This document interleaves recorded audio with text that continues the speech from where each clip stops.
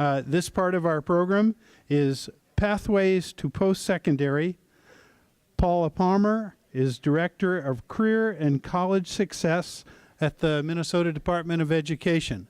And then as she wraps up, she'll introduce our panel, and it's my pleasure to introduce Paula.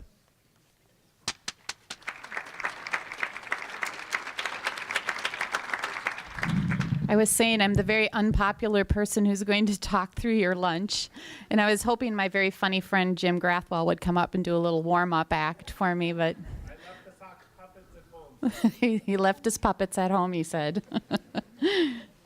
Well, I'm here to talk to you about pathways to post-secondary, but I first would like to just say that I am so excited to be here today, really.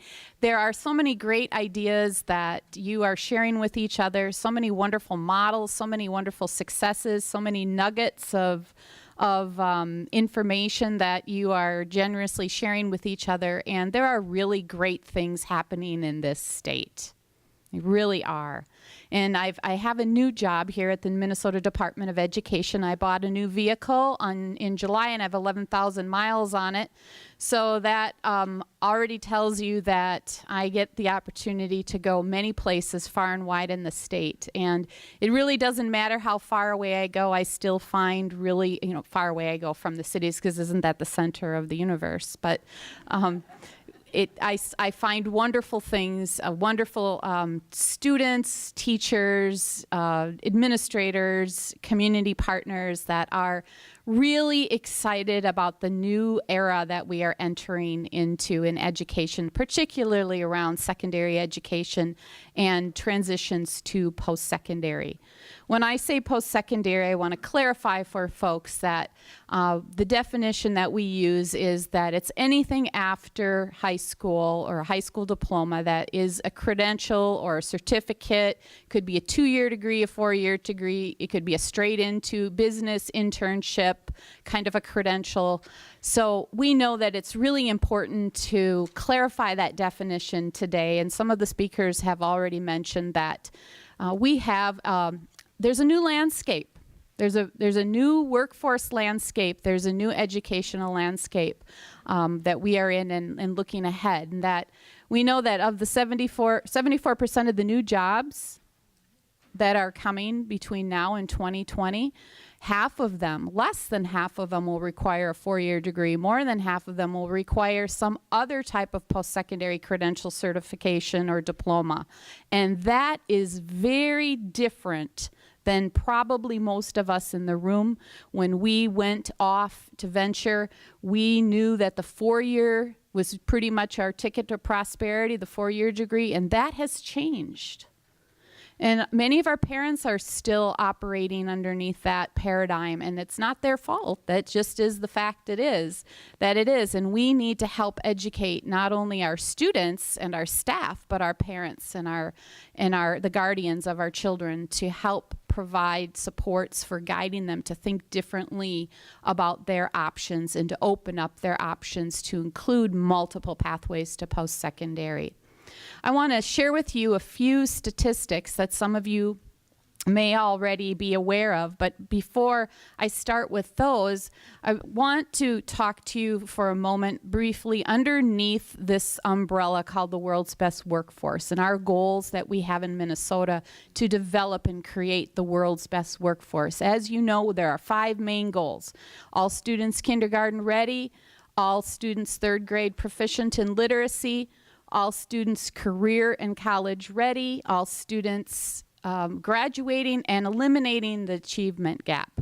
So those last 3 really touch on that transition from secondary to post-secondary, although the first 2, the kindergarten readiness and the 3rd grade proficiency, definitely have an impact on students' trajectories forward, and we don't want to ignore that, and we do want to be very closely aligning our efforts all the way from pre-K all the way up and into those transitions to post-secondary. But I want to share just a few statistics that you are very familiar with, but kind of draw the lines between them. We have a really outstanding ACT test participation rate in Minnesota. We are of the states that have at least 50% or more of our students in the last several years that have tested in the ACT. And as you know, the ACT has 4 college and career readiness benchmarks: reading, English, mathematics, and science. And our students in Minnesota do quite well compared to the national average. We have 40% of our students that meet or exceed all 4 of those career and college readiness benchmarks, with a rate of 26% nationally. So coupled with the fact that we test a lot of our kids, that's a pretty good, strong indicator that we are doing something right in preparing them for those indicators on the ACT. The sobering news is, however, that we still have significant achievement gap within those successes. And I'm going to read them to you. So of the state composite of our students who meet those career and college readiness benchmarks, our 62% of our Caucasian students who test meet that. 36% of our Asian students, 35% of our Pacific Islander students, 30% of our Latino students, 29% of our African American students, and 17% of our African American students. So we have an opportunity for improvement and lots of room for that. We have a goal in Minnesota that I want to say that I think that there many speakers today and some of the groups, the breakout groups, really pretty much put it into this context of this achievement gap doesn't just happen because of some unknown factors. We know that there's opportunity gap, there's aspiration gap, there's experiential learning gap. And all of those things help lead to our achievement gap. And those are things we can do something about. We have the goal that all of our students, we'll have 90% of our students achieve their graduation rates or graduate by 2020. And we also have many things in place that'll help support all of this work that these statistics indicate room for improvement. We put together a little packet for you in your folders, and one of the pages in there is about the world's best workforce, some just really easy, quick information about that. But there's also a lovely handout with teeny tiny print around the transition plan from post-secondary to employment legislation.